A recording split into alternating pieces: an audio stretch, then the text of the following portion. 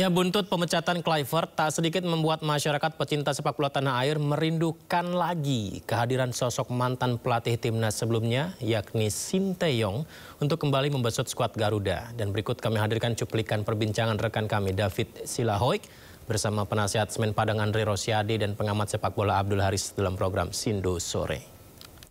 Ya, saya tidak mungkin mengeluarkan pernyataan fitnah dan hoax. Semua pernyataan saya dapatkan itulah informasi valid yang saya dapatkan dari orang-orang dalam yang terlibat langsung di federasi maupun timnas Indonesia. Sehingga ini saya bocorkan demi apa? Demi dilakukan evaluasi dan perbaikan. Dan alhamdulillah hari ini kita mendengar federasi memecat Pak Patrick Kluivert. Ini menunjukkan bahwa Pak Erik akhirnya mendengarkan aspirasi dari mayoritas rakyat Indonesia yang menginginkan pemecatan Patrick Kluivert. Baik, mengapa Anda melihat mengapa PSSI memilih mutual termination ya, atau kesepakatan bersama daripada pemutusan kontrak satu pihak? Ya tentu kalau pemutusan sepihak tentu berat ya, karena kompensasinya saya dengar itu Patrick Kluivert dan kawan-kawan itu ada sebesar 80 miliar lebih kurang ya. Tentu ini besar sekali jumlahnya. Untuk itu tentu harus ada didiskusikan. Saya dengar Pak Sekjen PSSI, Pak Yunus Nusi, sudah berkomunikasi langsung dengan Patrick Kluivert dan kawan-kawan sebelum mengakhiri kontraknya. Seperti itu. Jadi sekali lagi, harapan rakyat kan sudah dipenuhi bahwa Patrick Kluivert out. Tinggal sekarang kita menunggu kapan rapat EXCO dilaksanakan untuk memutuskan siapa head coach yang akan memimpin timnas Indonesia. Karena sekali lagi FIFA Matchday sudah di depan mata ya, keputusan harus segera diambil karena tinggal 2 minggu 3 minggu akan ada FIFA Matchday. Tentu tim ini harus ada yang memimpin dalam segera. Seperti baik, itu. Tapi sampai sekarang saya belum mendengar kapan rapat EXCO-nya, saya belum dengar. Oh belum ya. Oke, tapi kemarin Anda sebut ada 2 S tuh. Yang satu dari Maroko dan satu lagi WNI. Apakah ini akan dibahas EXCO juga, dan apakah 2 sosok ini harus dijauhkan gitu dari timnas atau bagaimana? Yang jelas dua-duanya kan mendukung Patrick Kluivert ya. Dan di postingan Instagram saya kan saya sudah menunjukkan bahwa siapa S itu kan terdaftar dari daftar nama yang saya posting di Instagram saya. Jadi silahkan saja publik melihat. Jadi apa yang saya sampaikan itu berdasarkan fakta, kenyataan, bukan hoax, apalagi omong-omong ya. Nah, sekali lagi kita tunggu saja ya keputusan federasi siapa yang akan memimpin. Tapi yang jelas Indonesia punya pengalaman CLBK ya. Dulu Ivan Kolev pernah dipecat, kembali diajak jadi pelatih. Almarhum Bedi Dolo pun seperti itu, pernah dipecat lalu kembali lagi. Alfred Riedel pun pernah dipecat lalu diajak kembali. Bahkan pelatih Arab Saudi yang mengalahkan kita juga kan bagian dari CLBK dipecat. Lalu akhirnya setelah Roberto Mancini dipecat, beliau dikembalikan dan meloloskan Arab Saudi ke Piala Dunia. Jadi dalam dunia sepak bola CLBK itu hal yang wajar. Hal wajar. Dan kalau kita hal wajar, kalau kita ambil coachin banyak keuntungan ya. Pertama kan waktunya mepet ya. Tentu kita butuh pelatih yang siap langsung memegang tim karena dia tahu kultur Indonesia dan tahu perkembangan sepak bola Indonesia. Yang kedua, ini hitung-hitungan uang ya. Tadi kan kita memutus kontrak Kluivert itu kan dan kawan-kawan kan kompensasi besar. Nah, kalau kita mengajak coachin menjadi pelatih kita itu agak diuntungkan soal kompensasi. Karena kan kompensasi coach ini masih berjalan ya, kita masih nyicil. Otomatis kalau kita ajak coachin bergabung ke Indonesia, cicilan itu bisa jadi gajinya coachin. Nah, itu banyak hal, keuntungan secara ekonomi gitu loh. Tapi sekali lagi ini kan putusan di federasi ya. Silakan EXCO memutuskan yang terbaik bagi sepak bola Indonesia. Baik, saya ke Bung Ais. Kita ada FIFA Matchday, dikatakan tadi bulan depan pelatih dipecat pada saat ini. Apakah ini keputusan tergesa-gesa atau ini sudah tepat? Bagaimana menurut Anda?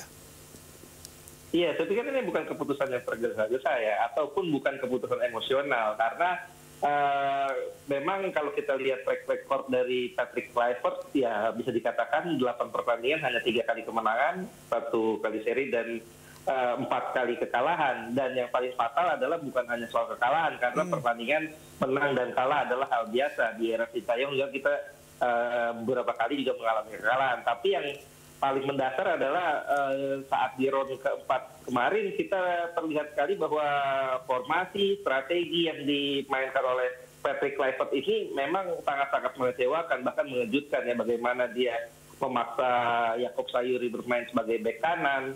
Padahal sepanjang karirnya kita tahu Yakob Sayuri ini seorang winger, bukan seorang bek kanan. Dan yang dihadapi ini adalah pemain-pemain sekelas Salem Al-Dawsari, pemain Arab Saudi yang notabene adalah salah satu winger terbaik di Asia.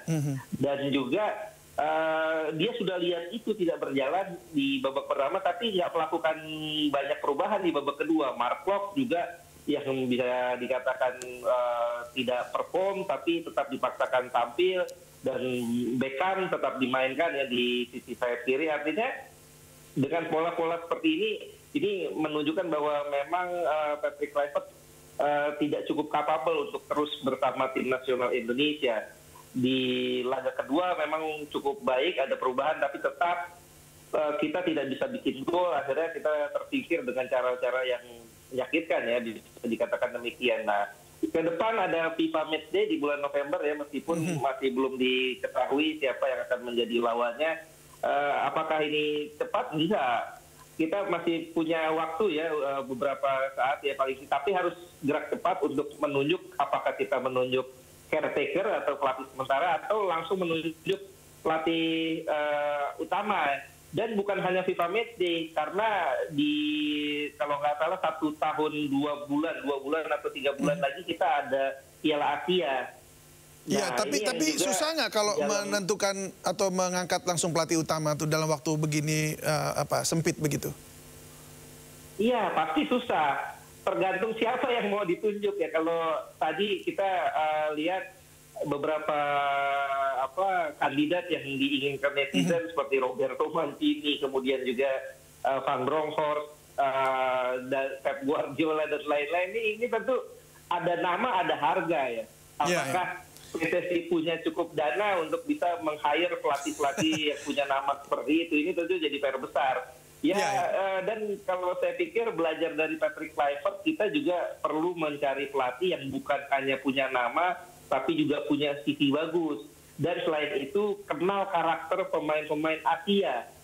Ya, ini yang jelas tidak dimiliki oleh Patrick Kluivert. Kemarin dia sepertinya tidak kenal pemain kita sendiri dan tidak kenal gaya main Arab Saudi dan Irak, sehingga tidak bisa memberi perlawanan maksimal. Ya, tadi saya tertarik ya dengan apa yang dikatakan Bang Andre, bahwa kalau mau cepat yang paling masuk akal ya menarik kembali CLBK ya? Coach Sintayong. Betul, CLBK. Ini kayaknya kompak ini. Karena Coach Sintayong sudah mengenal Indonesia, 5 tahun sudah menangani Indonesia, dan secara ekonomis juga tadi sudah dijelaskan bahwa lebih menguntungkan. Tapi sekarang masalahnya ada 2 nih. Satu, PSSI apakah mau menekan gengsinya sendiri untuk menarik kembali Sintayong yang dipecat dengan cara yang kurang elok ya. Kita tahu bagaimana cara pemecatan Sintayong di bulan Januari kemarin. Dan juga nomor 2, apakah Coach Sintayong mau kembali untuk menangani timnas Indonesia setelah diperlakukan sedemikian rupa oleh PSSI? Menurut saya pasti PSSI sudah menerima nama banyak. Tapi tadi pertanyaannya, apakah PSSI mau bergabung mengajak kembali ke Sintayong? Tadi waktu Bang Haris tadi ya, saya mendengar mayoritas exco kalau di voting ya itu menginginkan Coach Shin kembali. Mayoritas ya. Tentu ada yang menolak, tapi mayoritas menginginkan Coach Shin. Itu satu. Yang kedua, apakah Coach Shin mau atau tidak? Kan itu pertanyaan Bang Haris tadi. Saya 1,5 bulan yang lalu atau 2 bulan, lupa, saya ketemu Coach Shin di Seoul. Saya diskusi banyak, saya merasakan kalau ada ajakan untuk kembali ke Indonesia, insya Allah beliau mau. Karena beliau cinta sekali sama Indonesia. Nah, itu menjawab pertanyaan Bang Ais tadi. Waduh, jadi kemungkinan besar itu sudah pasti ya. Karena udah dapat ya, ini. Tapi kenapa? Keputusannya ada di exco, di rapat exco. Meskipun saya merasakan dan mengetahui mayoritas Exco ingin Sintayong kembali, tapi kan rapatnya belum ada Iya keputusan. Iya, tapi kalau tadi ya kita tunggu saja. Tadi kalau Bung Ais bilang bahwa akankah mereka menekan egonya yang waktu itu sempat menolak membuang Sintayong lah begitu. Apakah ada nuansa itu di dalam Exco itu? Ada dua kubu. Iya. Pertama ada kubu yang menginginkan Coach Shin kembali. Ada dua kubu lain yang tidak menginginkan Coach Shin kembali lagi. Tapi dari 15 suara itu saya merasakan mayoritas menginginkan Coach Shin untuk kembali menjadi pelatih timnas. Tapi kan keputusan belum diambil karena rapatnya belum ada. Seperti itu. Nah, kalau gimana kayak Coach Shin sendiri? Nah, persepsi saya, ini persepsi saya pribadi ya. Waktu diskusi sama Coach Shin bulan yang lalu atau satu setengah bulan yang lalu, saya merasakan bahwa Coach Shin itu mencintai Indonesia. Jadi kalau ada ajakan untuk kembali ke timnas, saya rasa perasaan saya beliau insya Allah mau untuk kembali melatih timnas Indonesia. Nah, soalnya tergantung sekarang federasi mau nggak memberikan kontrak itu. Kita tunggu saja. Bang Andre, ini keputusan pemecatan dikeluarkan hari ini pasca kemarin Ketum PSSI Erick Thohir menyampaikan minta maaf ke Presiden Prabowo dan Presiden minta evaluasi menyeluruh. Apakah ada hubungannya? Jangan-jangan Presiden lagi marah ini? Kalau tadi saya barusan sebelum diskusi ini dimulai membaca pernyataan Mensesnek lagi bahwa istana pemerintah memberikan dukungan penuh terhadap pemecatan Patrick Kluivert. Dan Mensesnek juga menyatakan bahwa pemecatan Patrick Kluivert itu berdasarkan hasil evaluasi. Jadi saya rasa ini terang benderang ya bahwa keputusan ini didasarkan karena memang pertama kegagalan, yang kedua tentu melihat situasi publik mayoritas menginginkan pemecatan Patrick Kluivert. Apalagi informasi orang dalam saya menyatakan pemecatan Patrick Kluivert ini belum melalui rapat Exco. Baik, ini informasinya berarti kan ada hal lain yang menyebabkan pemecatan ini diambil tanpa rapat Exco. Karena setahu saya waktu itu masih ada pihak-pihak yang ingin mempertahankan Patrick Kluivert. Baik. Jadi silakan diterjemahkan saja. Siap. Ya. Baik, Bang Andre, ini kan Anda mau makan siang ya. Jadi sebelum Anda itu analisis saya. Bisa benar, bisa salah. Iya. Baik, kita bisa terjemahkan kok itu maksudnya. Tapi karena Anda juga waktunya sudah mesti makan siang. Tapi sebelum makan siang ini Bang Andre singkat saja.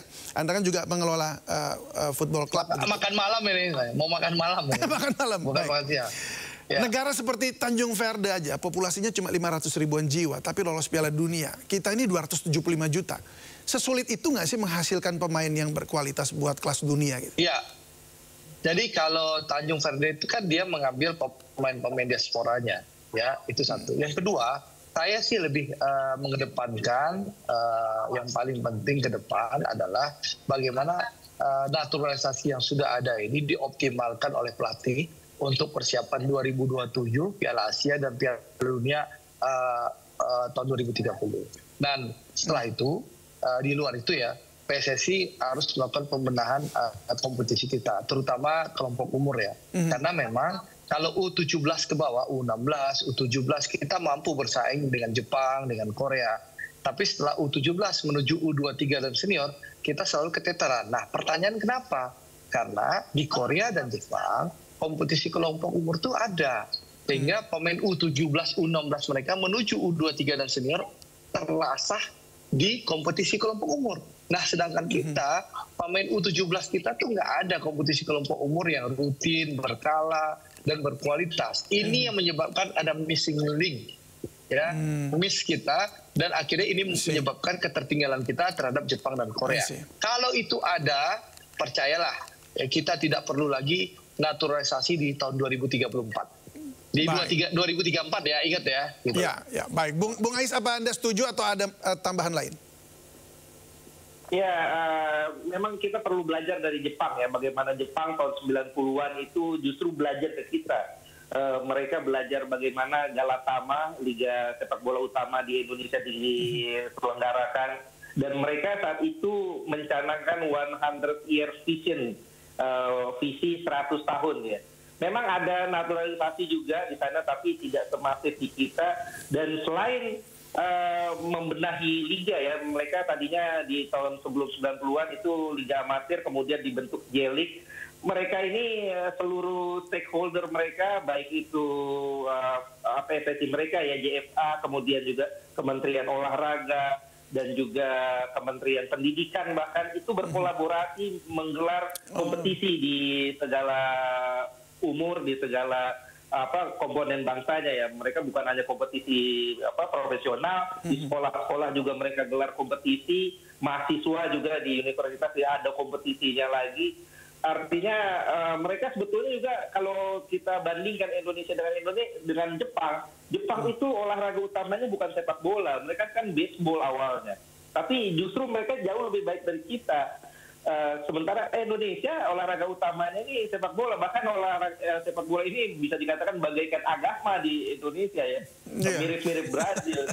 Nah, artinya kalau kita bisa belajar dari Jepang dengan menggalakkan kompetisi, kemudian juga pembinaan usia muda, ini tentu bukan tidak mungkin ya, kita bisa lebih hebat lagi dari Jepang dalam 10-50 tahun mendatang. Sekarang kan pertanyaannya apakah PSSI mau mencanangkan program jangka panjang, karena bisa jadi pengurus yang sekarang ini tidak melihat hasilnya ke depan, tapi pengurus yang sekarang adalah menanam bibit-bibit untuk masa depan yang mungkin nanti yang metik adalah pengurus-pengurus di era mendatang.